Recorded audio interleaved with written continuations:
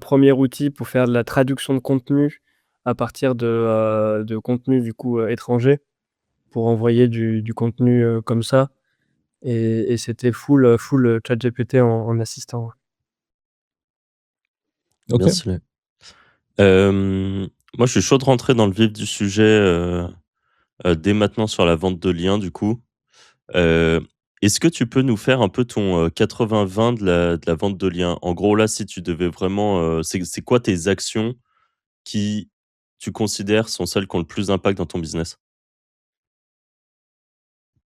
Alors les actions qui ont le plus d'impact dans mon business aujourd'hui, je pense que ce serait les expis, ça a quand même un énorme impact. Parce que c'est vrai que moi je fonctionne très peu, voire pas du tout avec les recfis par exemple. Dès le début, j'ai vraiment cherché à avoir des bonnes sources, de domaines inspirés. Alors les domaines aux enchères, ça marche très, très bien. Le seul problème, c'est qu'ils sont souvent chers. Heu et on va dire que la méthode qui permet de trouver des petites pépites un peu moins chères, ça va être le backorder.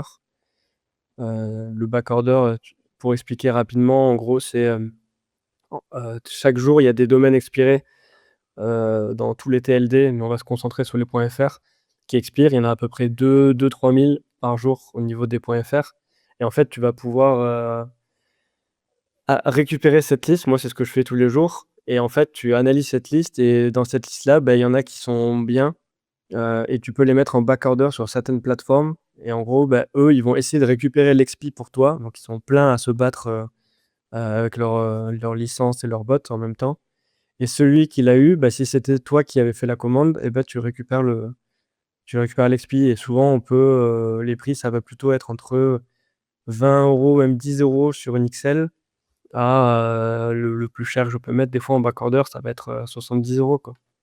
Ouais, Et OK. donc, ça, c'est vraiment ce qui me permet d'avoir des bons expis et je trouve que du coup, quand je remonte les expis, c'est ce qui fait que j'ai assez peu de pertes. J'en ai quand même, mais j'en ai pas, 9 sur 10. J'en ai plutôt, 1 sur 2, on va dire. Ouais, OK. Et tu en rachètes combien? Est-ce que tu en achètes tous les jours, déjà, des expi J'en métiers? achète j'en mets en backorder tous les jours. Après, OK. des fois, ils sont tous, ratés, mais ouais, j'en rachète quasiment tous les jours, ouais. Mmh. Et à peu près combien? Ça dépend, sur des bonnes journées, je peux en choper 5, tu vois? Et puis, il va y avoir OK. des fois où ça va être, en moyenne, je dirais un tous les jours quand même, ouais. Et pour se rendre compte du ratio, si par exemple tu mets, c'est combien de sites que tu mets en backorder pour combien de sites que en moyenne tu arrives à choper? J'en mets une dizaine en backorder. Après on va dire le plus difficile dans l'exercice, c'est de jauger quand un expi est trop bien. Parce que celui-là, en fait, tu peux le mettre en Ouais, il backorder, mais partira, ouais. tu l'auras jamais. Donc, c'est dur des fois d'essayer enfin d'allouer des ressources de temps, sur des trucs où tu sais que tu les auras jamais parce qu'en fait, ils vont être attrapés par Kifdom ou par d'autres plateformes et ils vont partir aux enchères à beaucoup plus, quoi. Donc, c'est là où il faut réussir à analyser et ne pas prendre des trop nuls et de pas prendre des trop bien non plus, quoi. Et c'est quoi un trop nul et c'est quoi un trop bien? C'est quoi au final le bon entre 2? C'est du coup, tu regardes les RD? C'est combien il y a de RD?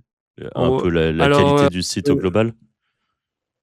tu vois, généralement, je garde pas ceux qui ont trop de RD parce que ça peut être un facteur tout seul qui fait que, ça va être, racheté par des plateformes. Mmh.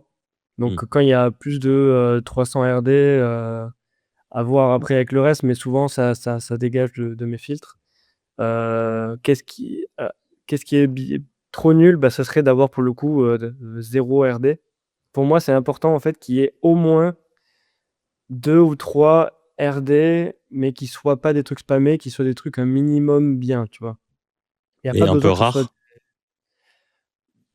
rare, même pas, tu vois? J'attends pas qu'il y ait OK. forcément un lien du Le Point, Le Monde ou des trucs, vraiment, non, non, franchement, tant que c'est thématisé à peu près dans la thématique de l'expi, et que, il y a des alors pour analyser ça, j'utilise du coup, je regarde sur Mageltic et tant que, tu vois, le TF, il est, voilà, parce que sur ces liens-là, généralement, le TF est quand même pas trafiqué. Donc, un TF dans 20-30 sur quelques RD qui ont l'air, d'être plutôt thématiques, pour moi, c'est déjà quelque chose que je vais essayer, quoi. OK. Et là Et où, après ouais, vas-y. tu non, j'allais juste dire parce que tout à l'heure tu disais, mais du coup des backorders comme ça en .fr, il y en a au moins 2 ou 3 000 par jour et du coup, c'est là que toi tu utilises par exemple, Linkweaver qui te permet de faire un pré-filtrage et dans ce pré-filtre, tu, récupères ce qui t'intéresse le plus et c'est là que tu les mets en backorder. Exactement, ouais. Du coup, le préfiltre, sur Linkweaver, il permet de, réduire cette liste, en fait, en suivant quelques critères, notamment ce que j'ai dit sur les RD, mais il va y avoir aussi, le trafic, la courbe de trafic SEMrush. Il va y avoir, d'autres paramètres comme ceux-là qui sont, en fait, qui vont me permettre d'avoir une liste de 200-300 domaines sur les 2-3 000. Donc je divise par 10 quand même.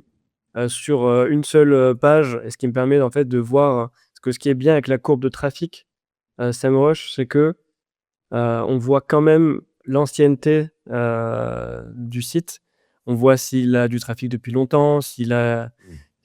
s'il a pas fait de trafic depuis très longtemps. Ça aussi, pour moi, un site qui a pas fait de trafic depuis de un moins d'un an, c'est le mieux. À plus d'un an, je vais regarder d'autres choses, voir si ça peut justifier de quand même le prendre. Mais, la courbe de trafic, ça permet aussi de voir, si le site, il a été spammé avec un énorme pic de trafic, par exemple, à un moment donné. Bah, voilà, et tout ça, ça me permet d'aller, bah, super vite et de process, bah, de 3 000 exp par jour, je passe à 300 à process et ça me prend, 30 minutes, quoi. OK. Et pour ceux qui connaissent pas, on mettra le lien de Linkweaver en description comme ça vous permet de voir, quel outil c'est. Hem, je continue sur mes questions, un peu similaires, mais du coup, c'est quoi ta stratégie maintenant que tu as sélectionné ton bon expiré, enfin que tu as chopé en backorder? C'est quoi ensuite la stratégie qui te permet de bien lancer ton site de vente de liens pour atteindre les ratios que tu dis que toi, tu en as à peu près 1/2 qui part, alors qu'on sait que en vente de liens, c'est parfois ça peut être, des ratios qui sont plus faibles et toi, tu as un bon ratio, donc c'est quoi un peu ta stratégie? Alors moi, ma strat, en finale, elle suit quand même assez, un peu les préceptes, que j'ai appris des autres et que j'ai mis en pratique et qui sont vrais, hein. C'est déjà remonter l'expi. Donc remonter l'expi, qu'est-ce que ça veut dire? Ça veut dire analyser, les anciennes pages sur lesquelles l'expi faisait du trafic, et pour ça, bah, typiquement, j'avais développé un outil qui s'appelle, WebResurrect, qu'on retrouve aussi dans Linkweaver, donc c'est hyper pratique, et ça permet en fait, d'avoir directement toutes les URL de l'expi, de voir un peu le trafic que chaque URL faisait, et aussi les liens que chaque URL recevait, parce que c'est toujours du jus SEO qu'on a envie de récupérer. Et donc, moi, la première étape, c'était vraiment ça, de remonter l'ancien contenu, de le modifier un petit peu, et toutes les autres URL, hop, redirection vers la home. Comme ça maximise aussi, vraiment aux yeux de l'algorithme Google que, bah, on repart pas d'un truc complètement nouveau, mais qu'en fait, il y a une sorte de transition, et que, bah, du coup, après, c'est encore une fois, hein, l'algorithme Google, on sait pas vraiment ce qui s'y passe, mais moi, je me dis que ça semble naturel, en tout cas, de remonter les anciennes pages pour, que Google, ne sache pas vraiment si c'est un nouveau propriétaire qui fait n'importe quoi avec, ça, ou si c'est encore l'ancien, et dans ce cas, on remet pas à 0 on pénalise pas l'expi, quoi. Ouais. Et après, qu'est-ce que je fais? Bah, moi, j'attaque, directement sur, remonter du coup le site avec un design, voilà, sans y passer trop de temps, même si aujourd'hui avec, des outils comme Claude Code, on peut y passer, bah, pas beaucoup de temps et avoir un beau design, donc ça mérite de le faire. Et les catégories, hyper important de choisir du coup les bonnes catégories. Donc généralement, je pars de l'ancienne, page sur la Webpack. Je regarde un petit peu qu'est-ce que c'était, et j'essaye dès le début, moi, d'orienter vers une thématique bankable. Donc voilà, ça va être, la maison, par exemple, le sport aussi, c'est pas mal, tout ce qui est, nutriments, betting, casino, on sait qu'ils aiment bien les sites sportifs, et donc j'essaye de trouver, voilà, quelle est la catégorie vers laquelle j'ai envie de tendre sans être non plus un site, sans partir sur un site qui sera complètement généraliste. Parce que les sites nichés, c'est quand même ça permet de vendre un peu plus cher, de justifier, certains prix. Mmh. Et donc, je choisis des catégories appropriées dans cette thématique-là, mais qui matchent aussi avec l'ancienne thématique de l'Expi. Et après, j'attaque assez rapidement sur un rythme de publication en fait, de contenu de 2 articles par jour. Et je vais vraiment essayer de cibler des mots-clés avec au début un trafic, un volume sur chaque mot-clé, donc analysé par SEMrush, hein, donc c'est du volume estimé.